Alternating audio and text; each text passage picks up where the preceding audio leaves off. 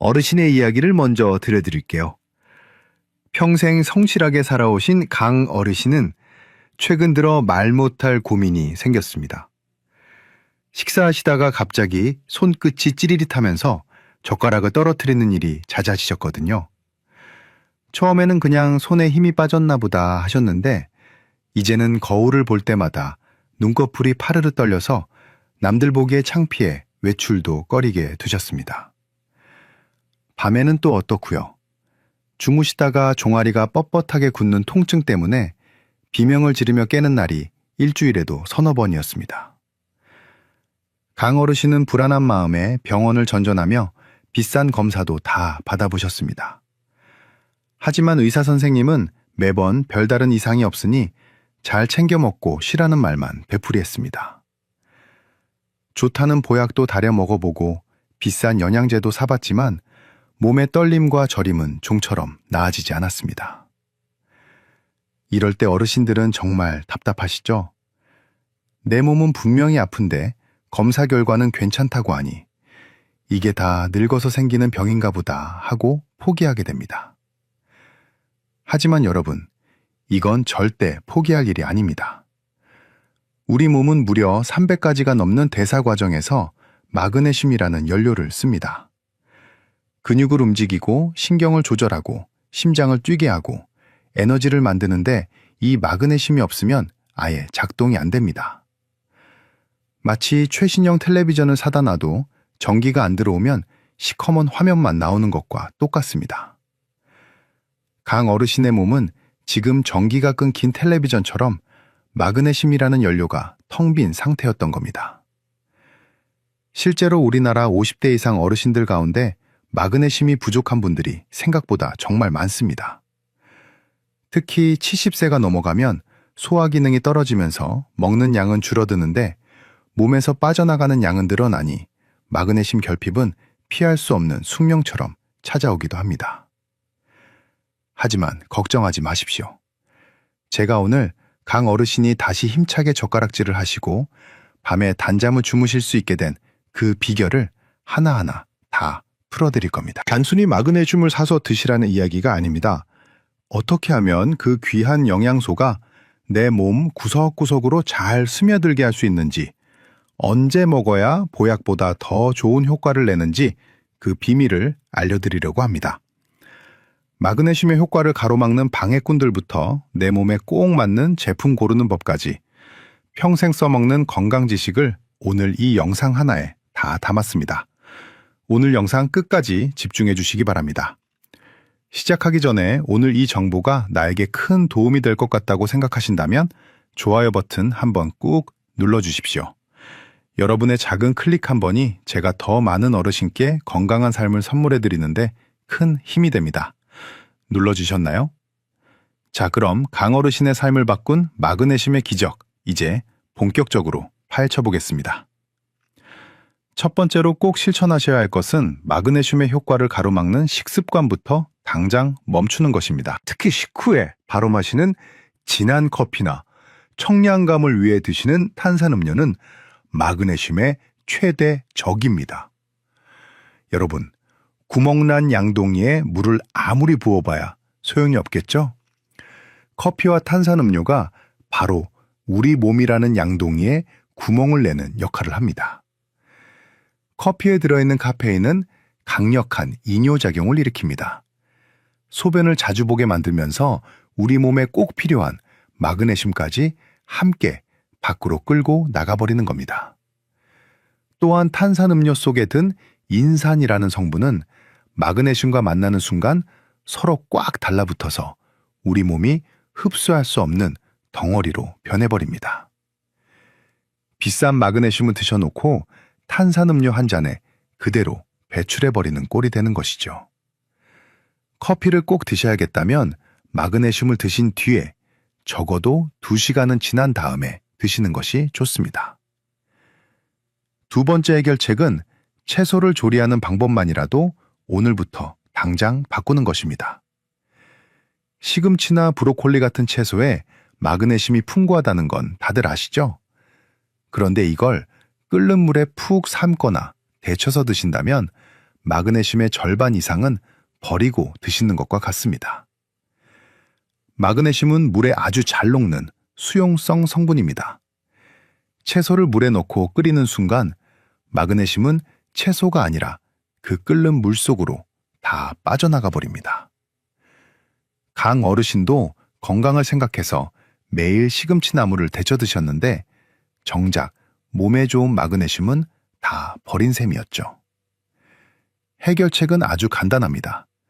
채소를 물에 담가 끓이지 마시고 프라이팬에 살짝 기름을 둘러 볶거나 찜기에 넣고 쪄서 드십시오. 이렇게 조리법만 바꿔도 여러분이 음식으로 섭취하는 마그네슘의 양이 몰라보게 늘어날 것입니다. 세 번째로 주의하셔야 할 점은 지금 드시고 있는 다른 약들과의 충돌을 피하는 것입니다. 특히 뼈 건강을 위해 드시는 칼슘제나 빈혈 때문에 드시는 철분제는 절대 마그네슘과 한꺼번에 드시면 안 됩니다. 우리 몸의 장에서 영양소가 흡수되는 문은 정해져 있습니다. 그런데 칼슘과 철분, 마그네슘은 모두 같은 문으로 들어가려고 서로 밀치고 싸우는 성질이 있습니다. 덩치가 큰 칼슘이 문을 먼저 차지해버리면 마그네슘은 들어갈 자리가 없어서 그냥 지나쳐버리고 맙니다.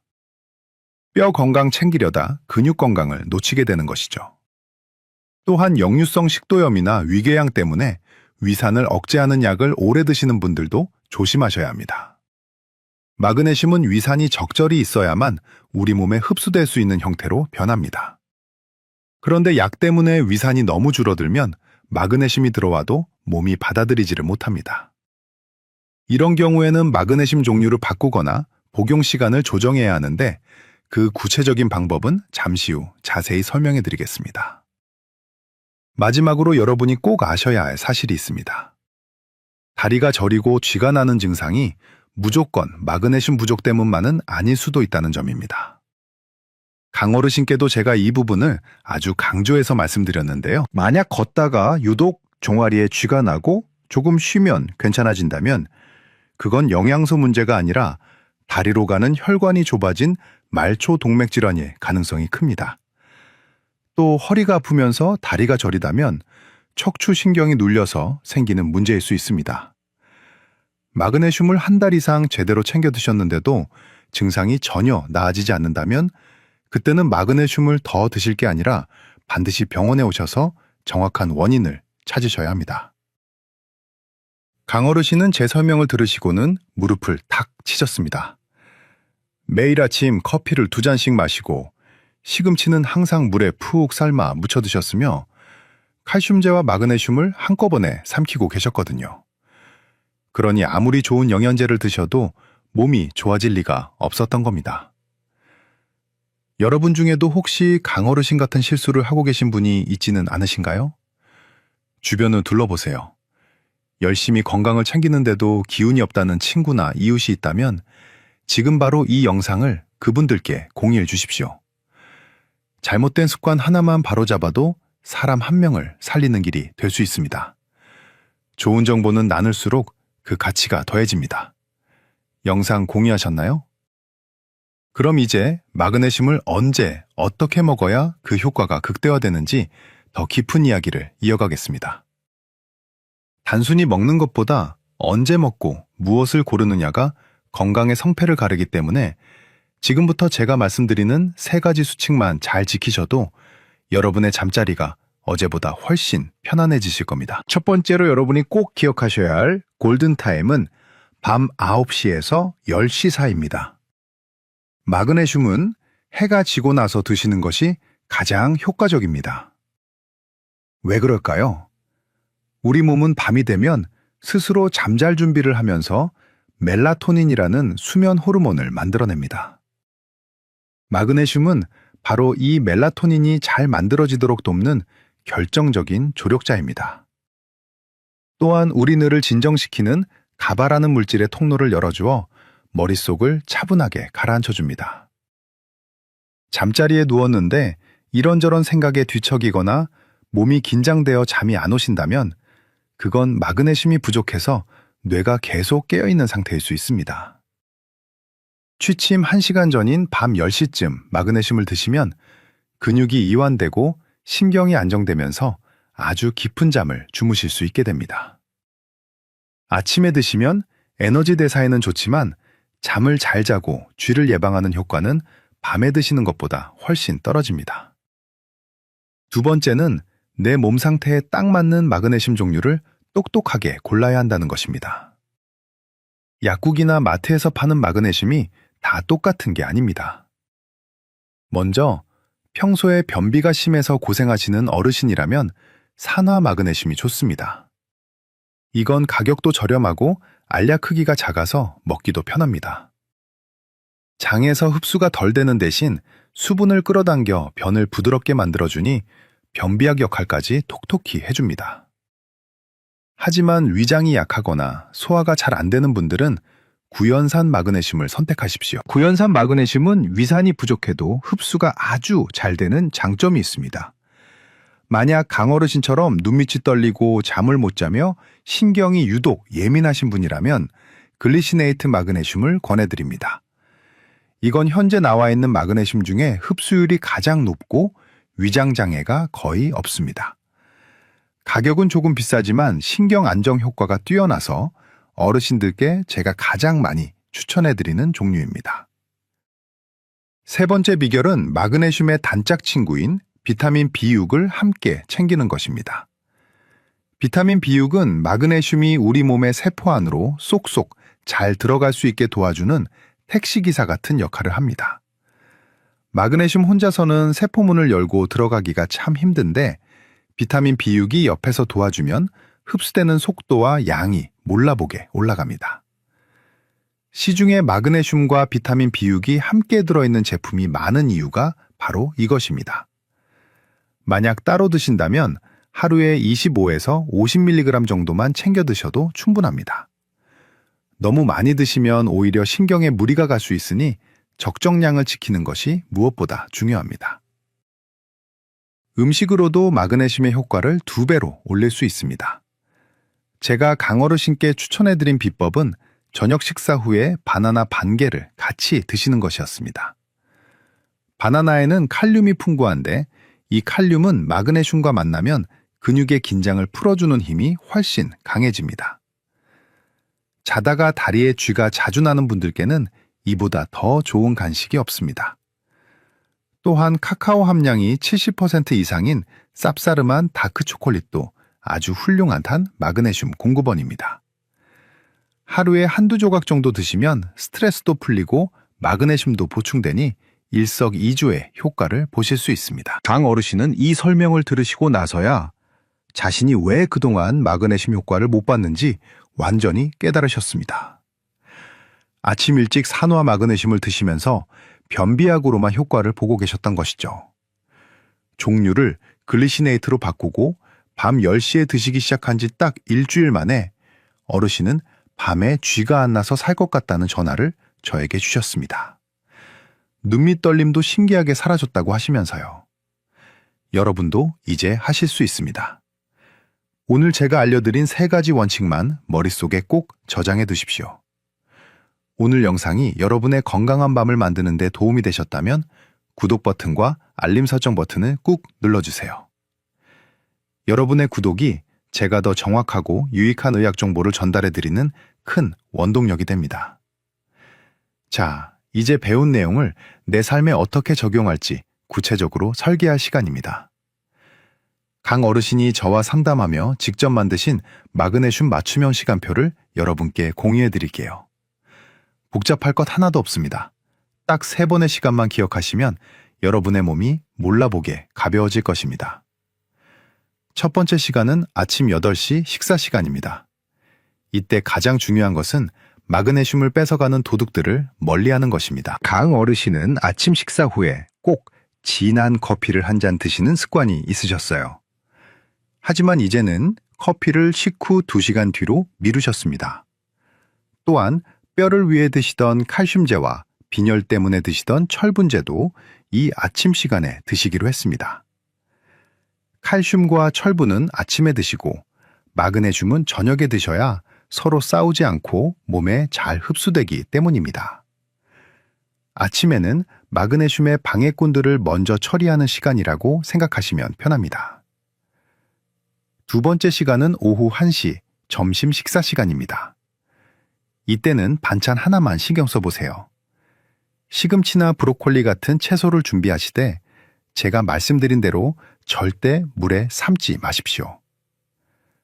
강 어르신은 이제 시금치를 살짝 기름에 볶아 드십니다. 이렇게 하면 마그네슘 손실 없이 영양을 고스란히 챙길 수 있습니다. 여기에 오후 간식으로 아몬드 10알 정도를 챙겨 드시는 것도 아주 좋습니다.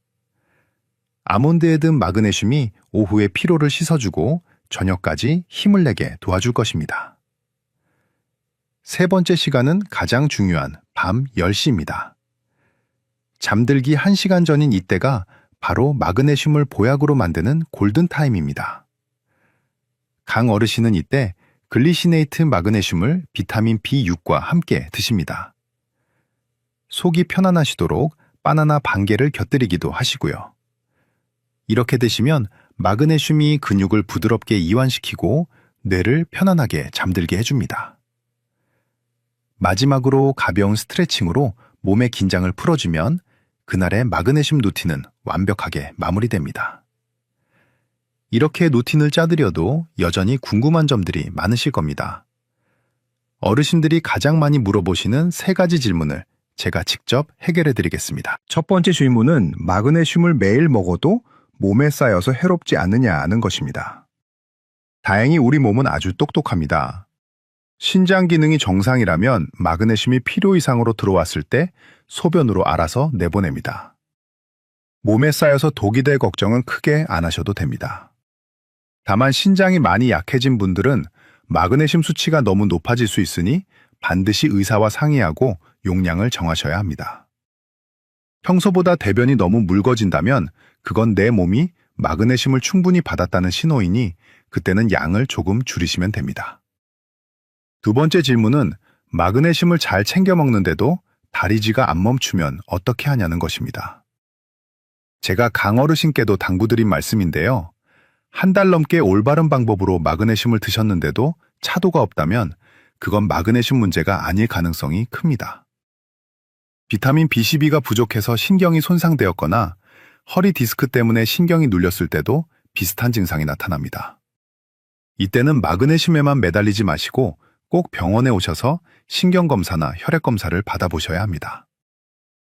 세 번째 질문은 갑상선약을 먹고 있는데 마그네슘은 먹어도 되냐는 것입니다. 갑상선 호르몬제는 아주 예민한 약입니다.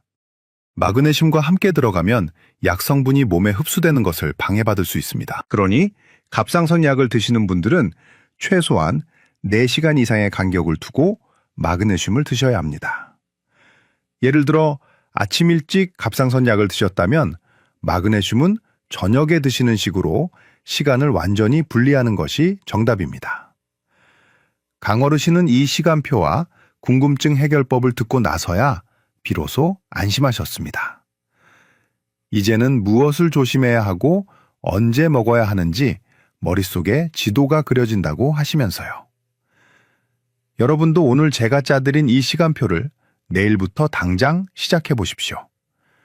지금 바로 실천해 보실 분들은 댓글창에 실천 혹은 숫자 1이라고 남겨주세요.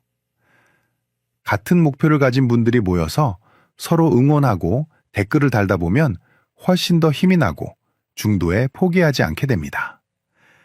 여러분의 의지를 댓글로 보여주세요. 여러분, 오늘 저와 함께 마그네슘의 모든 것을 낱낱이 파헤쳐 보았는데 어떠셨나요? 아마 그동안 내가 왜 영양제를 먹어도 효과가 없었는지 무릎을 탁 치며 깨달은 분들이 많으실 겁니다. 이제 마지막으로 오늘 공부한 내용을 딱 3가지 핵심만 뽑아서 정리해 드릴 테니 이것만은 꼭 머릿속에 담아가시길 바랍니다. 첫째, 마그네슘의 효과를 가로막는 우리 주변의 도둑들부터 당장 쫓아내십시오. 식후에 바로 마시는 진한 커피와 탄산음료, 그리고 채소를 물에 삶아 먹는 습관은 여러분이 드신 마그네슘을 몸 밖으로 버리는 것과 같습니다.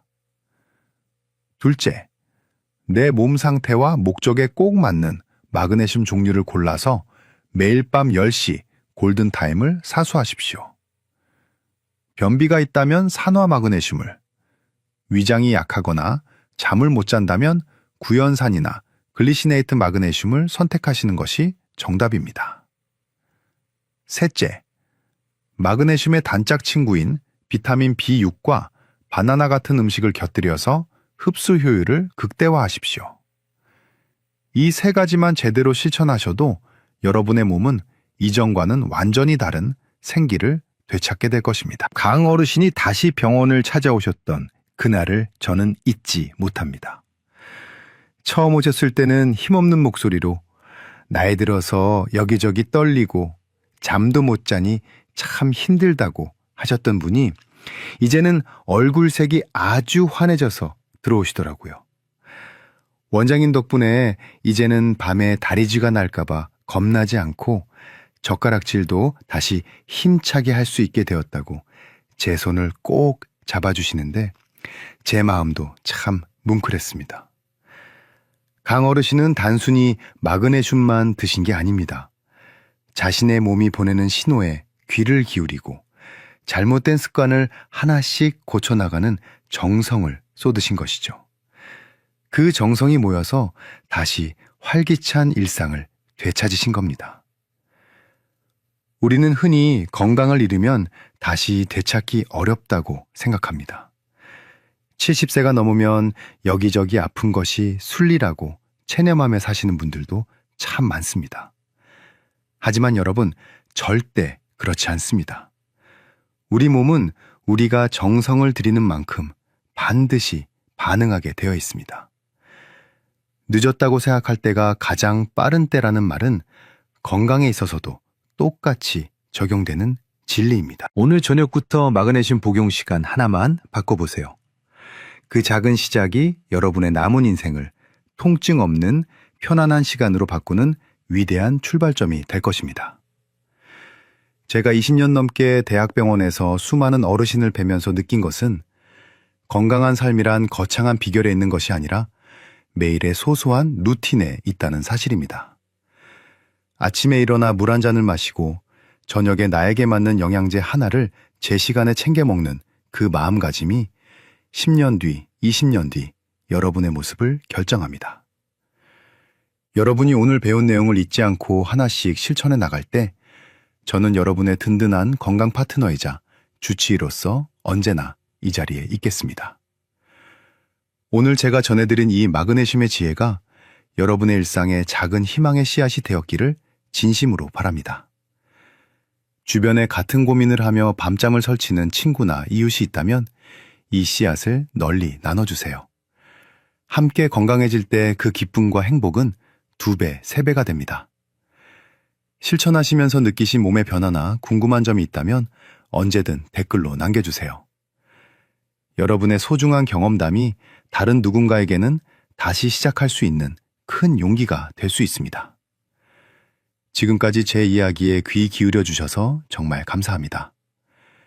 여러분의 오늘 밤이 그 어느 때보다 깊고 포고 평온하기를, 그리고 내일 아침은 그 어느 때보다 눈부시게 활기차기를 진심으로 축복하겠습니다. 건강은 실천하는 자의 몫이라는 것을 꼭 기억해 주십시오. 저는 다음에 더 유익하고 명쾌한 건강 정보로 다시 찾아뵙겠습니다. 감사합니다. 여러분 모두 건강하고 행복하십시오.